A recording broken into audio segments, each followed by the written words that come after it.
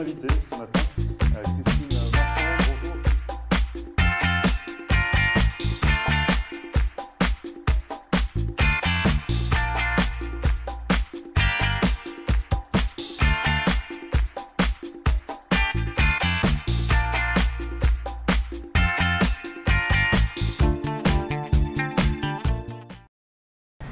Bonjour à tous, bienvenue, merci de regarder Rendez-vous matin. Nous sommes le lundi 29 janvier, émission littéraire encore aujourd'hui. Nous allons parler de cette nouvelle rencontre littéraire qui aura lieu le mercredi 14 février au Hyatt Regency à Miami, organisée comme à chaque fois par French Arts Associates. Et cette fois-ci, nous recevons Agnès Castera, une auteure haïtienne qui a publié son premier roman il y a plusieurs semaines, plusieurs mois. Il s'agit de La Première Bouchée. Elle vient dans un instant sur le plateau nous parler de son nouveau roman. Elle a eu l'occasion également de publier un recueil de nouvelles. On va parler de sa passion pour la littérature dans un instant. Ne bougez pas, on revient juste après ça.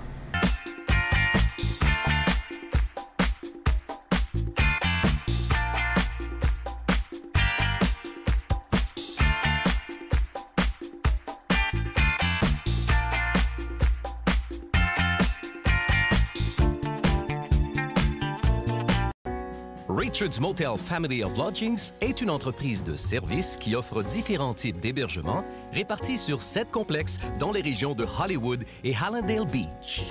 Richard's Motel Family of Lodgings est une solution d'hébergement économique et propre, avec un service comparable à celui des grands hôtels. En affaires et en croissance depuis 25 ans, l'entreprise propose un minimum de 144 unités, en des complexes avec chambres standards ou appartements d'une ou deux chambres à coucher parallèles.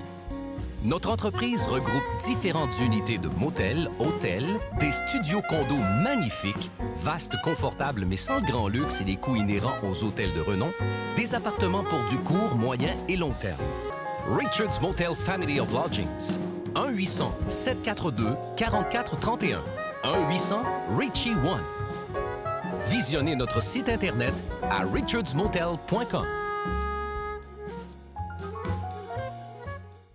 En Floride, les voyages, c'est GoTo Vacation et Galaxy, l'agence préférée des francophones.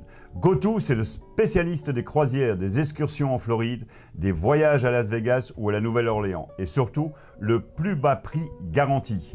Ne manquez pas nos croisières à thème. Chaque semaine, GoTo et Galaxy vous offrent des aubaines extraordinaires. Voyez nos spéciaux de dernière minute sur notre site internet.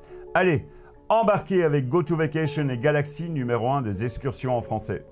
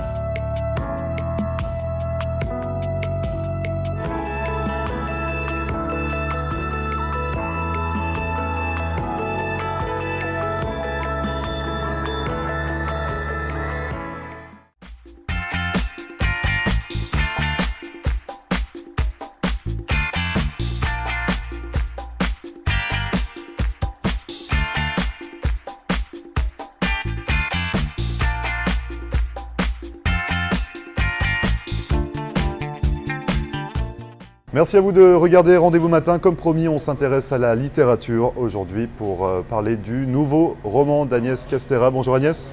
Bonjour Grégory, merci de m'inviter. Merci à vous d'être venu sur le plateau de Rendez-vous matin. On va parler avec vous donc de cette nouvelle rencontre littéraire à laquelle vous allez participer. Ça se passe le mercredi 14 février à Miami au Hyatt Regency et c'est organisé par French Arts Associates.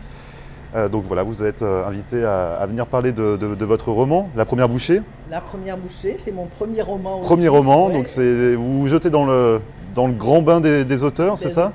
C'est ça, à un âge avancé, mais jamais trop tard pour bien faire. Et c'est un rêve que j'ai réalisé, d'écrire. Justement, on va en parler avec vous, donc on parlera bien évidemment de La Première Bouchée.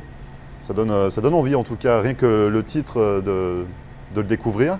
Vous avez écrit il n'y a pas très longtemps un recueil de nouvelles.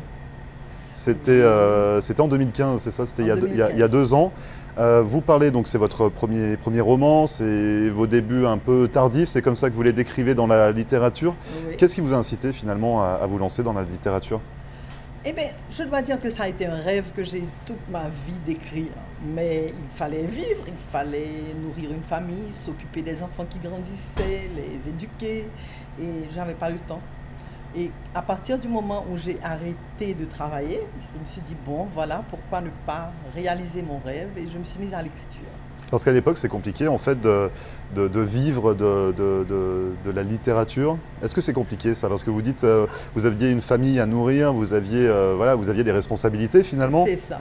Absolument. Je pense que jusqu'à présent, c'est dur de vivre de littérature. Et là, j'avoue que c'est pas ce qui me nourrit, hein, mes livres, c'est pas ce qui me nourrit. Mais bon, j'étais à un âge où justement, je pouvais courir le risque de commencer à écrire, de réaliser un rêve et que ça marche financièrement ou pas. Et je pense que j'ai été chanceuse de pouvoir me lancer comme ça. Donc à partir de ce moment-là, vous vous êtes dit, il y a moins de responsabilités, les enfants sont grands, voilà. Pourquoi pas tenter sa chance dans la littérature? Voilà. Et qu'est-ce qui vous a incité, qu'est-ce qui vous a inspiré? Il y avait un petit peu autour de vous, il me semble qu'il y a une Tati, c'est ça, qui était un petit peu inspirante. Oui, j'ai eu une tante, Mona Guérin, qui est très connue dans le milieu haïtien, qui était dramaturge principalement et qui avait un feuilleton radiophonique très très connu qu'on appelait Oui les voilà et qui a joué pendant près de 10 ans ce feuilleton radiophonique sur la radio. Et il y avait de l'admiration pour cette tante, pour son talent d'écrivain et puis j'avais envie de faire comme elle un peu et voilà. Mais je pense que les gens sont différents. Elle était principalement dramaturge. Moi, j'ai essayé les nouvelles d'abord, ensuite le roman. Comment on vous qualifie justement? Quel est votre style? Mon style, je crois que je vais continuer dans le roman plus qu'autre chose. Mais sans laisser tomber Elisabeth, parce que Elisabeth, c'est un personnage que j'ai créé. Elisabeth, justement, on va en parler pour que le téléspectateur comprenne bien. Voilà. Elisabeth, on prend de ses nouvelles. C'est ça dans votre recueil de nouvelles publié il y a 2 ans, en 2015. Elisabeth, en principe, est un personnage que j'ai créé, qui est un personnage qui a une vie toute simple, qui n'a pas d'expérience extraordinaire, mais qui peut tirer des leçons et dont j'aimerais que le lecteur tire des leçons de toutes ces expériences qui sont des vécus de tous les jours et qui permettent de vivre sa vie en observant et en prenant une leçon. Par exemple, il y a une nouvelle que j'ai écrite qui s'appelle Une après-midi avec Barack Obama. Oui. Dans les nouvelles, donc ça c'est les nouvelles d'Elisabeth. Les nouvelles d'Elisabeth. Donc ça c'est publié en 2015. On parle de cette fille qui sort de nulle part finalement, elle a été créée de toutes pièces et qui donne des leçons. Et qu'est-ce qu'on apprend dans cet après-midi avec Barack Obama? Eh bien, Elisabeth voyage, elle vient aux États-Unis et il se trouve que c'était l'époque où Barack Obama faisait sa campagne présidentielle et elle décide d'aller à un ralliement que organise Barack Obama ici à Miami pendant qu'elle est à Miami en visite. Et elle va, et il y a toutes ces émotions qui naissent chez elle parce qu'elle n'a pas vécu dans une démocratie, Elisabeth. Elisabeth a vécu en Haïti, elle a grandi en Haïti, elle a évolué en Haïti. Et ces émotions de voir ce que c'est que la démocratie dans son sens le plus simple, de participer à un ralliement. En Haïti, ça peut être très dangereux. On tire sur les gens dans les ralliements, on les menace parce que vous venez exprimer une opinion qui n'est pas nécessairement l'opinion de celui qui est au pouvoir. Donc Elisabeth vit toutes ces émotions intensément et bon, pour une expérience qui est la plus simple pour tous ceux qui vivent dans une démocratie, particulièrement la démocratie américaine. Hein. Et justement, quel est le message de cette nouvelle sur Elisabeth avec cet après-midi sur Barack Obama? Bon, et que finalement, la démocratie, très souvent, pour nous autres Haïtiens, c'est un peu un concept. Et là, elle l'a vécu. Un concept, c'est-à-dire que... C'est-à-dire un concept. Vous avez un regard vraiment lointain. Oui, c'est ça. C'est un rêve, presque. Et bon, ça commence à venir, on est un peu plus démocrate maintenant, mais c'est un concept qui prend du temps à évoluer. Parce qu'on a quand même eu longtemps une dictature de la répression, donc ça prend du temps à évoluer. Et c'est beau de réaliser que finalement, c'est un concept vivant. Et que ça existe, que ce n'est pas que dans les livres ou ailleurs. Et finalement, est-ce que c'est ce qui vous a incité à quitter le territoire haïtien? Non, pas du tout.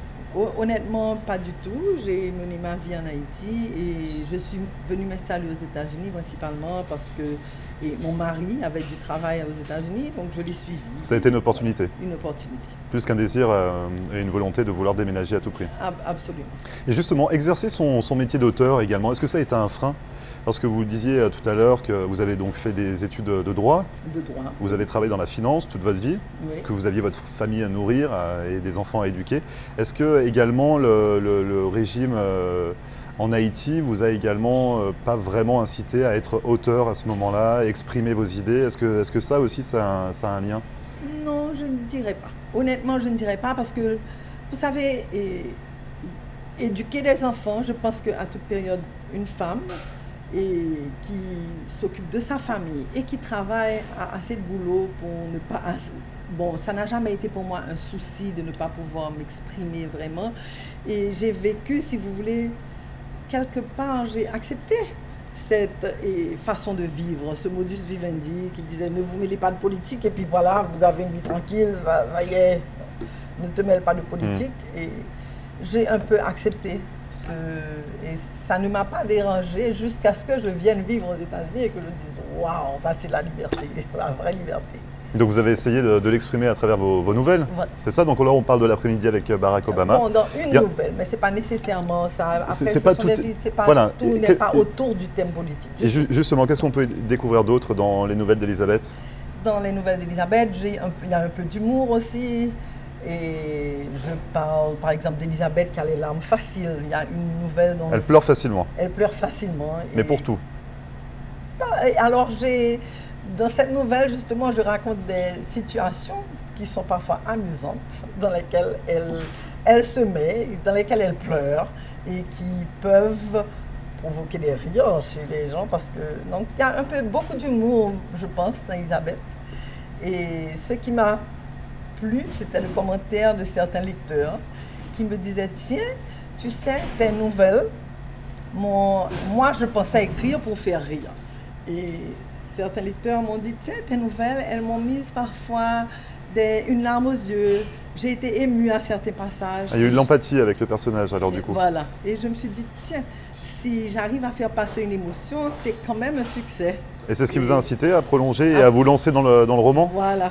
Voilà. Donc justement, il est juste là, c'est La Première Bouchée. Oui. C'est votre premier roman qui est sorti il y a plusieurs mois, c'est ça? C'était en 2017? Il est sorti en juin 2017. Voilà, donc il y a un peu plus de 6 mois. On va en parler, vous restez avec nous. On revient juste après ça, ne bougez pas. Merci.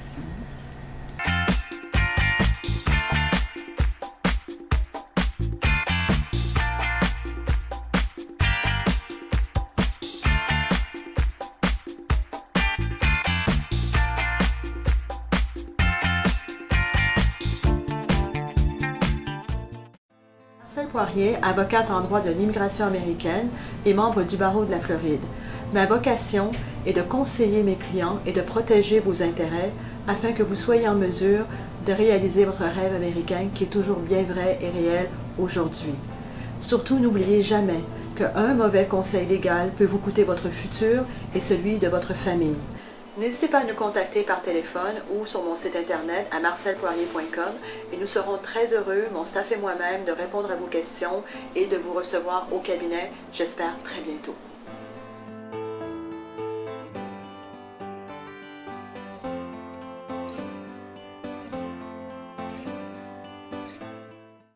Merci à vous de regarder Rendez-vous Matin. Je suis toujours en compagnie de Agnès Castera, l'auteur de La Première Bouchée, votre premier roman qui a été publié en juin dernier. Vous aviez écrit Les Nouvelles d'Elisabeth, un recueil de nouvelles. On en a parlé dans la première partie de l'émission. Et on vous retrouve le 14 février pour une rencontre littéraire organisée par French Arts Associates. Ça se passe au... Pardon, je vous coupe à chaque fois, mais non, ça se passe au Miami, au Hyatt Regency Miami. Donc ça sera de 6h30 à 8h30, il me semble, ou même un peu plus tard si on passe un bon moment, parce qu'on peut échanger avec l'auteur. C'est le moment de venir vous découvrir ce soir-là. On va continuer à parler un petit peu de vous, de ce roman, La Première Bouchée. Juste avant, j'avais une question pour vous. Comment on passe des nouvelles au roman? Parce que comme vous l'expliquez, la littérature, vous y êtes tombé dedans un peu tardivement, c'est ce que vous m'avez dit. Oui. Finalement, vous avez commencé par les nouvelles, vous trouviez ça plus simple? Oui, j'ai pensé que c'était plus simple d'écrire des nouvelles. Et j'ai créé ce personnage et je me suis dit, bon, j'ai piqué un peu partout dans les petites expériences de la vie. J'ai regardé autour de moi, je prenais note de ce qui se passait et pour écrire ces nouvelles. Et après les avoir publiées, je me suis dit, bon, maintenant, je vais essayer le roman. Et j'avoue que j'ai trouvé ça plus facile d'écrire le roman. Donc c'est plus facile de se lancer dans une longue histoire plutôt que dans plusieurs petites histoires où il faut justement tout concentrer et tout doit être mis en contexte très rapidement dans les nouvelles. Et le roman, il y a une histoire qui se poursuit, il y a des caractères qui demeurent là, qui se développent, qui changent. Il y a vraiment un fil conducteur. Il y a un fil conducteur qui est que j'ai trouvé plus facile à suivre. Alors La Première Bouchée, faites-nous envie, qu'est-ce qu'on y découvre à l'intérieur? Parce que finalement, quand on voit ce roman, quand on lit le titre, La Première Bouchée, et qu'on voit un petit peu l'illustration, on aurait tendance à imaginer qu'on parle de cuisine, de pâtisserie notamment. Pas du tout. Pas du tout, c'est raté. La Première Bouchée, c'est parce que je pense qu'il y a un petit côté un côté mystérieux dans une première bouchée. Quelle que soit la première bouchée, on ne sait jamais quel goût ça va avoir, c'est ça? On ne sait jamais quel goût ça va avoir. Si on va aimer ou pas. À quoi s'attendre, si on va aimer, si on ne va pas aimer, et si on devrait même l'essayer. Et donc il y a ce côté mystérieux. Et la première bouchée dans ce contexte, dans le contexte de mon roman, est une bouchée, c'est une erreur, une grave erreur qui se fait et qu'une jeune fille fait dans sa vie. Elle n'a que 16 ans, elle fait une erreur sexuelle, je Donc dirais. on peut développer un petit peu, on peut en parler que c'est une erreur commise avec un prêtre? Un prêtre catholique. Donc c'est vraiment une grave erreur, c'est ça l'idée? C'est une très grave erreur et les deux sont, je dirais, sont à la découverte de ce qui se passe. Et c'est leur première bouchée, vraiment. Et cette erreur a des conséquences catastrophiques. Donc ça, c'est vraiment l'histoire du livre. On ne va pas en dévoiler plus, forcément, il faut lire La Première Bouchée. Il faut lire La Première Bouchée. Mais en tout cas, cette histoire d'erreur sexuelle, plutôt grave, entre le sexe et la religion, il y a quelque chose quand même, enfin c'est deux thèmes. Oui, c'est deux thèmes. C'est les thèmes ce sont les deux thèmes qui sont vraiment développés dans le livre, le sexe, la religion et le célibat des prêtres. Et avant tout, je pense que j'ai voulu montrer qu'avant tout, un homme est un prêtre. Un prêtre est un homme. Le prêtre est un homme. Le prêtre est un homme. Dans ce sens-là, ouais. Dans ce sens-là, le prêtre est un homme. Mais quand même, il est difficile de concilier spiritualité et vie de tous les jours. Un prêtre est formé pour faire une recherche spirituelle, pour améliorer sa spiritualité, pour aller toujours plus haut dans sa spiritualité. Et c'est très très difficile de concilier une vie de prêtre et d'homme de tous les jours. Est-ce que c'est une fiction à 100% ou vous avez réussi à recueillir des témoignages? Comment vous avez pu écrire votre roman? C'est une fiction à 100%, mais qui m'a amené des témoignages après la publication du livre. Donc c'est venu après finalement? Après. C'est venu après. Et on peut en citer quelques-uns sans dévoiler forcément. J'ai beaucoup de témoignages qui me sont arrivés, de gens qui m'ont appelé ou qui m'ont contacté par email et pour me faire savoir qu'ils avaient lu mon livre et qu'ils voudraient me parler en privé. Et j'avoue que la première fois, ça m'a un peu inquiétée. Je me suis dit, qu'est-ce que c'est que ça? Et ces femmes, toujours des femmes, qui m'expliquent, mon Dieu, tu ne sais pas comment ton livre m'a bouleversée. Il y en a une la première à m'avoir contactée m'a dit, écoute, je me suis mariée à 16 ans, et parce que justement, j'étais tombée enceinte, et ton livre m'a bouleversée, et elle me dit, grâce à Dieu, je n'étais pas enceinte d'un prêtre.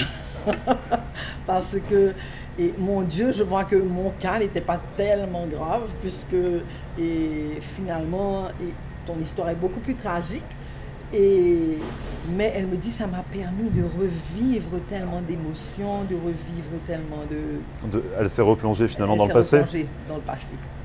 Une autre m'a raconté qu'elle était fille d'un pasteur, tombée enceinte aussi dans son très jeune âge, et comment elle a été reniée par ses parents. Et j'obtiens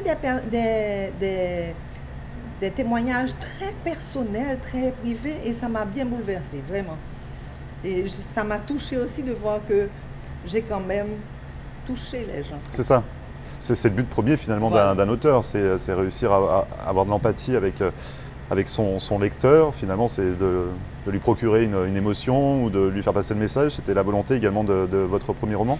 Absolument, absolument. De faire passer le message, de toucher les gens. Et je pense être arrivée, ne serait-ce que par ces témoignages de femmes qui m'arrivent régulièrement. Donc ça vous encourage à continuer? Absolument. Finalement, votre rêve se réalise enfin aujourd'hui? Ah, mon rêve se réalise enfin aujourd'hui. Et si Dieu me prête vie, j'espère pouvoir vraiment continuer à écrire pendant de longues années. Donc continuez là-dessus. En tout cas, votre livre, roman, La Première Bouchée, il s'adresse à qui plus particulièrement? Parce que là, vous parlez beaucoup de témoignages de femmes. Est-ce que vous l'avez écrit pour les femmes en priorité ou pas spécialement? Je l'ai écrit en pensant vraiment que mes lecteurs seraient principalement des femmes. Et je dois dire que je n'ai pas eu de témoignages d'hommes, mais que j'ai pas mal de lecteurs masculins qui me disent « Oh, on a beaucoup aimé ton livre, vraiment c'est du bon travail, on sent qu'il y a de la recherche. » Et j'ai vraiment beaucoup apprécié d'avoir des lecteurs masculins parce que honnêtement, je pensais qu'ils toucheraient les femmes beaucoup plus que les hommes. Donc c'est ça, c'était l'idée, c'est de toucher les femmes. On fait l'allégorie également du millefeuille. Donc oui. L'illustration de la couverture, elle est quand même quelque part. Ce millefeuille, comme vous faites la comparaison avec la vie qui réserve 1000 surprises, c'est ça? C'est ça, une vie réserve 1000 surprises. Je fais une allégorie de la vie avec le millefeuille, qui est quand même... qui justement, avec les surprises que le millefeuille nous réserve, et puis finalement, la première bouchée dans un millefeuille, elle est toujours barbeuse. Vous n'avez jamais mangé, Grégory, une première bouchée dans un millefeuille, sans vous salir les doigts, sans avoir de la crème pâtissière qui vous coule à côté. Dit comme ça, c'est vrai que c'est pas très encourageant, mais oui, effectivement, quand on mange un millefeuille, c'est toujours un peu compliqué. Un peu compliqué de manger un millefeuille. Et l'image, elle est où alors finalement, quand la première bouchée qui est un peu baveuse, c'est-à-dire que, eh bien, tout est raté? Ça bave, mais rectifiez le tir. C'est ça, voilà. Au début c'est raté, mais après on s'améliore. Après c'est délicieux. Après c'est délicieux. Ça donne vraiment envie de lire votre livre, en tout cas, Agnès. Qu'est-ce qu'on vous souhaite pour la suite? Eh bien, je souhaite que mes lecteurs apprécient ce que je lis. C'est le premier, parce qu'un livre sans lecteur, ce n'est pas un livre. Si j'ai un livre sans lecteur, ce n'est pas un succès. Donc, je souhaite avoir plus de lecteurs. J'adore les commentaires de mes lecteurs. Donc, j'aime quand mes lecteurs me font savoir ce qu'ils ont pensé de leur lecture. Et est-ce que vous êtes en... inspiration. Vous en avez actuellement de l'inspiration? Vous êtes en écriture ou Je suis en écriture, je dirais. Je me suis lancée dans un petit projet qui s'est avéré plus grand que je ne pensais. Je voulais faire un compte-rendu d'un voyage que j'ai fait pendant l'été, qui était un voyage merveilleux. Où ça? En Europe. Ouais. J'ai fait 1 mois en Europe et avec des expériences différentes parce que ça a commencé par une croisière. Après, je suis allée à un mariage de ma nièce en Slovénie. Ouais. Et puis, après le mariage et pendant ce voyage, j'ai appris une merveilleuse nouvelle. Et c'est que mon fils avait sa femme qui attendait un bébé. Donc, j'ai voulu mettre toutes ces émotions que j'ai connues dans le voyage. Et puis, ça s'avère beaucoup plus long et plus intéressant et intense que je ne pensais. Donc, mais j'ai une idée de roman quand même en tête que je garde en coulisses. Donc vous avez encore plein de projets dans les cartons? Plein de projets dans les cartons. Bon courage pour la suite en tout cas, Agnès. Je rappelle votre présence le 14 février. 14 février, jour date de la symbolique. Saint-Valentin. Voilà. Date symbolique. Vous serez au Hyatt Regency de Miami pour les rencontres littéraires organisées par l'association French Arts Associates. Ça se passe à 6h30 le soir jusqu'à 8h30 ou plus tard également pour une séance de dédicace de La Première Bouchée, votre premier roman. Voilà. Et donc on vous retrouve le 14 février à Miami. Merci beaucoup. C'est un plaisir de vous voir, tous ceux qui regarde cette émission. J'espère que vous viendrez en grand nombre. Écoutez tout votre beau parcours, votre belle histoire et plein d'anecdotes encore sur ce roman. Merci beaucoup Agnès d'être venue sur notre plateau. Merci Grégory. Bonne continuation pour la suite dans l'écriture de votre roman dont je ne sais pas à quoi vous sautez. Que de belles choses pour la suite. En tout cas, merci beaucoup d'être venu ce matin. Merci beaucoup et merci à French Art Associates de m'avoir invité à cette rencontre littéraire. Merci à vous. Bonne journée. Bonne journée. Et vous ne bougez pas, on revient juste après ça. Marcelle Poirier, avocate en droit de l'immigration américaine et membre du barreau de la Floride. Ma vocation est de conseiller mes clients et de protéger vos intérêts afin que vous soyez en mesure de réaliser votre rêve américain qui est toujours bien vrai et réel aujourd'hui. Surtout, n'oubliez jamais qu'un mauvais conseil légal peut vous coûter votre futur et celui de votre famille. N'hésitez pas à nous contacter par téléphone ou sur mon site internet à marcelpoirier.com et nous serons très heureux, mon staff et moi-même, de répondre à vos questions et de vous recevoir au cabinet, j'espère très bientôt.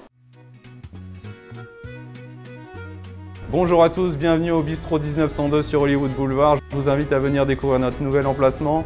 On est ouvert toute la semaine, du lundi au samedi. Le dimanche, on ouvre à 11 h pour un gros brunch avec plus de 60 plats différents.